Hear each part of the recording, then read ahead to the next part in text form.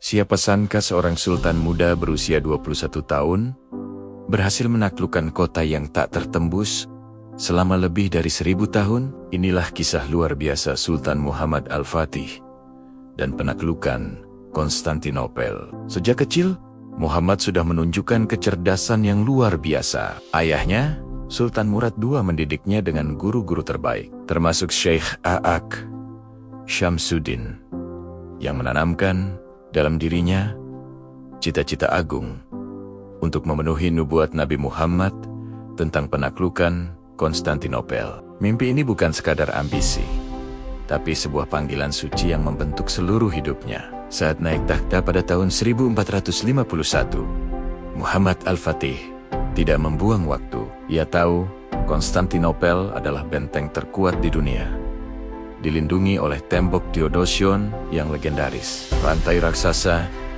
yang menutup tanduk emas, dan armada Bizantium yang tangguh. Menaklukkannya butuh lebih dari sekadar keberanian, butuh kejeniusan. Langkah pertama Al-Fatih adalah membangun benteng Rumeli Hisar di tepi selat Bosphorus, tepat di seberang benteng Anadolu Hisar yang dibangun kakek buyutnya. Hanya dalam waktu kurang dari 4 bulan, benteng raksasa ini selesai dibangun. Tujuannya memutus jalur bantuan dari Laut Hitam ke Konstantinopel. Setiap kapal yang lewat kini harus mendapat izin dari Utsmani. Ini adalah langkah strategis yang mencekik kota itu bahkan sebelum pengepungan dimulai. Selanjutnya, Al-Fatih mengumpulkan para insinyur terbaik, termasuk seorang ahli meriam dari Hungaria bernama Orban. Orban menciptakan meriam super raksasa yang belum pernah ada sebelumnya. Salah satunya Zhang Di Huluki, meriam Basilika. Begitu besar hingga butuh puluhan sapi dan ratusan orang untuk memindahkannya. Meriam-meriam inilah yang akan menjadi kunci untuk meruntuhkan tembok yang dianggap abadi. Pada awal April tahun 1453, pengepungan pun dimulai. Ratusan ribu prajurit Utsmani mengepung Konstantinopel dari darat, sementara armada kapal mengepung dari laut. Di dalam kota Kaisar Konstantinus 11, Palaiologos memimpin sekitar 7.000 pasukan, campuran tentara Bizantium dan tentara bayaran dari Genoa. Jumlah mereka sangat kecil dibandingkan pasukan Al-Fatih, tapi semangat mereka untuk mempertahankan kota suci mereka begitu membara. Hari-hari pertama pengepungan diisi dengan gempuran meriam tanpa henti. Dentuman meriam raksasa mengguncang kota siang dan malam, merusak sebagian tembok. Namun, setiap malam, para penduduk kota dengan gigih memperbaiki kerusakan tersebut. Pertahanan Konstantinopel terbukti sangat tangguh. Di laut, pasukan Al-Fatih menghadapi tantangan besar.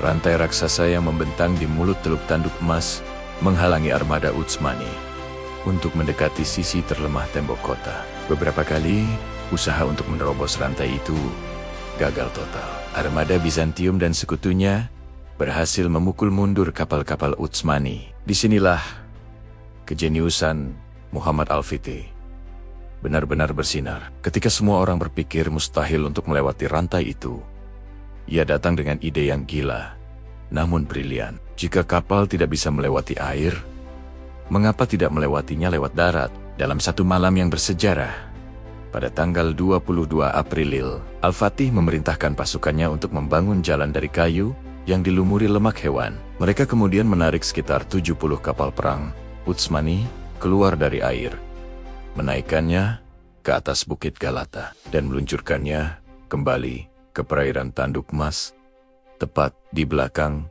perantai pertahanan. Bayangkan betapa terkejutnya para penjaga Konstantinopel keesokan paginya. Mereka terbangun dan melihat armada Utsmani tiba-tiba muncul di teluk yang seharusnya aman.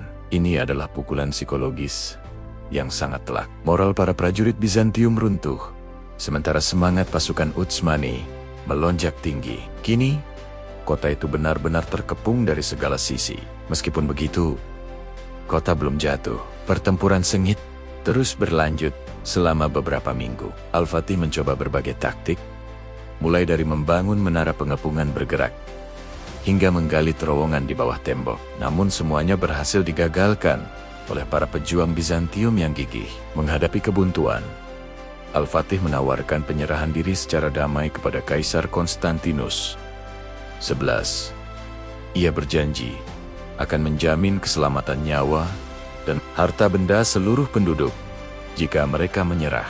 Namun, dengan gagah berani, sang kaisar menolak. Ia menjawab bahwa ia lebih baik mati daripada menyerahkan kotanya. Dengan tidak ada pilihan lain, Al-Fatih mempersiapkan serangan terakhir yang menentukan. Pada malam tanggal 28 Mei, seluruh pasukan Utsmani diperintahkan untuk beristirahat, berdoa, dan mempersiapkan diri. Suasana hening mencekam menyelimuti perkemahan, kontras dengan gemuruh pertempuran beberapa minggu sebelumnya. Pada dini hari, tanggal 29 Mei, tahun 1453, serangan besar-besaran dimulai.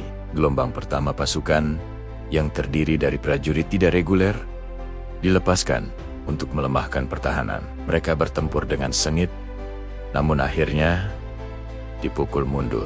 Kemudian, gelombang kedua, pasukan Anatolia yang lebih terlatih, maju, pertempuran menjadi semakin brutal di atas tembok. Akhirnya, Al-Fatih mengerahkan pasukan elitnya, Yanisari. Pasukan Yanisari yang segar dan disiplin ini menyerbu dengan kekuatan penuh. Di tengah pertempuran yang kacau, komandan pasukan Genoa yang memimpin pertahanan, Giovanni Giustiniani, terluka parah. Kehilangan pemimpin mereka membuat barisan pertahanan goyah. Pada saat yang krusial itulah, beberapa prajurit Utsmani melihat sebuah gerbang kecil di tembok yang disebut Kerkoporta tidak terkunci.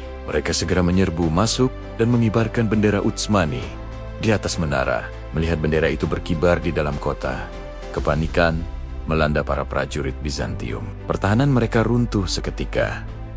Pasukan Utsmani membanjiri kota dari berbagai titik. Kaisar Konstantinus the 11th sadar bahwa akhir telah tiba. Melepaskan jubah kekaisarannya dan bertempur sebagai prajurit biasa hingga gugur di tengah pertempuran. Dengan kematian sang kaisar, berakhirlah perlawanan Konstantinopel. Setelah 53 hari pengepungan yang melelahkan, kota yang menjadi ibu kota Kekaisaran Romawi Timur selama lebih dari 1000 tahun itu akhirnya jatuh. Muhammad Al-Fatih memasuki kota dengan penuh kemenangan, bukan sebagai perusak, tetapi sebagai pembebas. Ia langsung menuju Hagia Sophia, gereja termegah di dunia Kristen Ortodoks, dan memerintahkan agar bangunan itu diubah menjadi masjid sebagai simbol kemenangan Islam. Ia menjamin keselamatan penduduk kota, memberikan kebebasan beragama kepada umat Kristen dan Yahudi, dan bahkan mengangkat patriark baru untuk komunitas Kristen Ortodoks. Ia mengubah nama kota menjadi Islambol, yang berarti kota Islam, yang kemudian dikenal sebagai Istanbul. Di bawah kepemimpinannya, Istanbul bangkit kembali menjadi pusat peradaban, ilmu pengetahuan, dan seni yang megah, ibu kota baru bagi Kesultanan Utsmani yang perkasa. Penaklukan Konstantinopel bukan hanya kemenangan militer. Peristiwa ini menandai berakhirnya abad pertengahan dan dimulainya era baru dalam sejarah dunia. Bagi umat Islam, ini adalah pemenuhan nubuat yang telah dinanti selama 8 abad. Dan bagi sang penakluk, Sultan Muhammad II, ia selamanya dikenang dengan gelar yang paling agung, Al-Fatih, sang penakluk. Kisah Muhammad Al-Fatih mengajarkan kita bahwa dengan iman yang kuat, visi yang jelas, strategi yang jenius, dan kegigihan yang tak kenal lelah, hal yang mustahil pun bisa menjadi mungkin. Terima kasih sudah menonton. Jika kalian suka dengan konten sejarah seperti ini, jangan lupa untuk like, subscribe, dan nyalakan lonceng notifikasinya agar tidak ketinggalan video kami selanjutnya. Sampai jumpa.